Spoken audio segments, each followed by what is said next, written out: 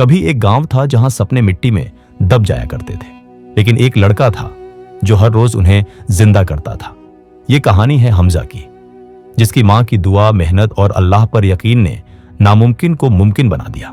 सुनिए एक ऐसे सफर की दास्तान जो एक झोंपड़ी से शुरू हुआ और एक कौम की रोशनी बन गया। मिस्र के एक छोटे से गांव करिया-ए-अमल में सब कुछ पुराना था। कच्ची गलियां, टूटी छतें, मिट्टी से सने पांव और लोगों की आंखों में बसी थकान। लेकिन एक चीज नई थी, एक झोंपड़ी में रहने वाला बच्चा जिसका नाम था हमजा।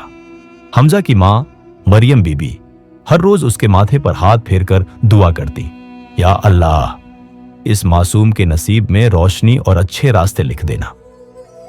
हमजा सिर्फ 13 साल का था, लेकिन उसकी आंखों में शहर के सपने थे, जहां चमकती रोशनियां थीं, ऊंची ऊंची इमारतें थीं, बड़े बड़े दुकानदार और वो लोग जिनके पास ढेर सारा पैसा था।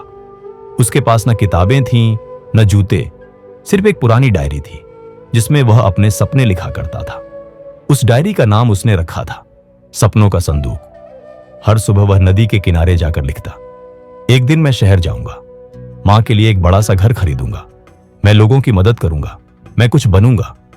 गांव के लोग हंसते और कहते, हमजा, इतना ख्वाब मत देखा कर, यह दुनिया सिर्फ अमीरों की है।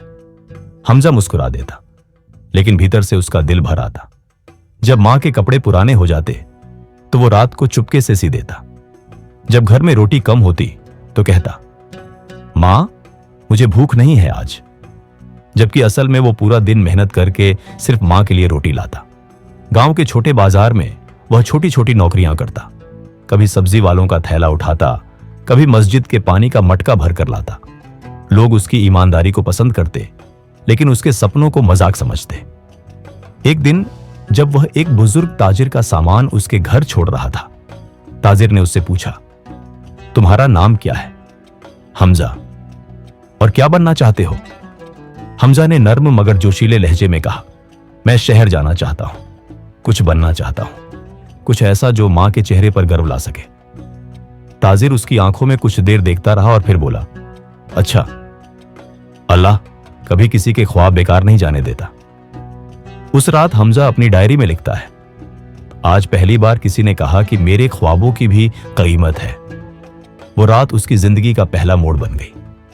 लेकिन हमजा नहीं जानता था कि अपने ख्वाबों तक पहुंचने का रास्ता आसान नहीं, पर रोशन जरूर होगा। 2 दिन बाद वही बुजुर्ग ताजिर हकीम साहब गांव में फिर आए। इस बार वह सिर्फ सामान लेने नहीं, हमजा से मिलने आए। उन्होंने कहा, बेटा, मैं शहर में एक छोटी सी दुकान चलाता हूं, मुझे एक ईमानदार मददगार की जरूरत है। अगर तुम्हारी मां इजाजत दें तो मैं तुम्हें साथ ले चलूं। मां ने हमजा की आंखों में देखा, वहां उम्मीद थी मगर थोड़ी सी डर भी। मरियम बीबी ने दुआ दी और कहा, अल्लाह के हवाले बेटा, जो रास्ता खुदा दिखाए वो कभी गलत नहीं होता। उस रात हमजा अपनी डायरी में लिखता है, अब वक्त है कि ख्वाब चले। करिया-ए-अमल का एक लड़का अब शहर जा रहा है। शहर जिसके बारे में सिर्फ सोचा था, अब उसकी हकीकत बन गया। ऊंची इमारतें, तेज रोशनियां, भीड़ और शोर। हमजा हर चीज को हैरानी से देख रहा था, मगर सबसे गहरा असर उस रात ने डाला जब वह पहली बार मां के बिना सोया। हकीम साहब के घर के एक छोटे से कमरे में उसने दुआ की, या अल्लाह, मेरी मां की हिफाजत करना और मुझे कभी कमजोर मत होने देना। अगले दिन से काम शुरू हुआ। सुबह से शाम तक झाड़ू, दुकान की सफाई, माल सजाना, हिसाब रखना, हर काम में मेहनत, हर चेहरे पर मुस्कान लाना, यही हमजा की आदत थी। लेकिन शहर आसान नहीं था। कुछ लोग मजाक उड़ाते, गांव का लड़का है, क्या समझेगा शहर की बातें। हमजा चुप रहता, बस और मेहनत करता और दुआ करता। एक दिन दुकान में आग लग गई। हकीम साहब शहर से बाहर थे। हमजा ने बिना डरे 2 और लड़कों के साथ मिलकर आग बुझाई, माल बचाया, नुकसान को कम किया। जब हकीम साहब लौटे तो बस इतना कहा, बेटा, तुम सिर्फ काम नहीं कर रहे, तुम भरोसा हो। उसी दिन हमजा को दुकान की पूरी जिम्मेदारी सौंप दी गई। उसकी डायरी में एक नया वाक्य लिखा गया, अल्लाह हर इम्तिहान में अपने बंदे को और बेहतर बनाता है। अब हमजा दुकान भी संभालता, हिसाब भी रखता और कुछ समय निकालकर पढ़ाई भी करने लगा। एक बुजुर्ग ने जब उसकी पढ़ने की लगन देखी तो हर रात उसे उर्दू और हिसाब सिखाने लगे। हमजा का हर दिन अब इल्म और मेहनत में बीतने लगा। उसने एक नई कॉपी बनाई, इल्म का सफर, जिसमें वह हर दिन एक नई सीख लिखता।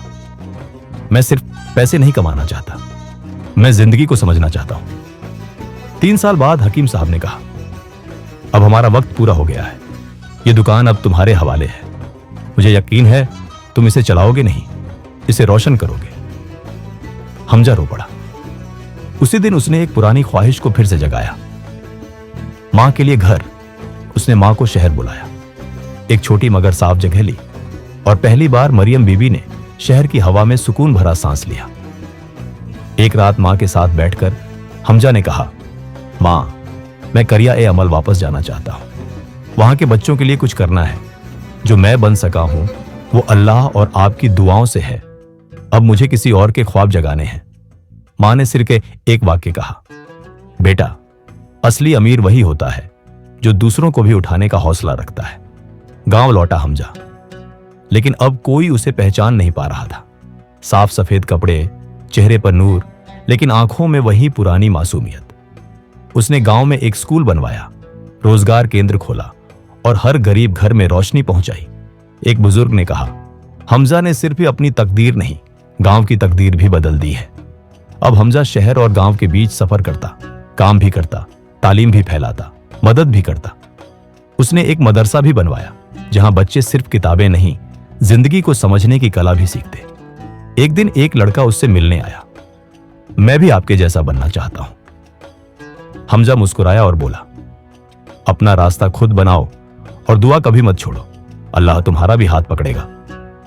अंतिम दृश्य, हमजा गांव की मस्जिद के सामने बैठा है। उसके सामने 2 सफों में छोटे छोटे बच्चे नए कपड़ों में रोशन आंखों के साथ बोल रहे हैं, मैं कुछ बनूंगा, मैं अपने मां बाप के लिए कुछ करूंगा, मैं कभी झूठ नहीं बोलूंगा। हमजा की आंखों में आंसू हैं। उसकी डायरी का आखिरी पन्ना लिखा जा चुका है, मैं अकेला था, अब मेरे साथ एक कौम है। सपने सच होते हैं अगर नीयत साफ हो और अल्लाह पर यकीन हो।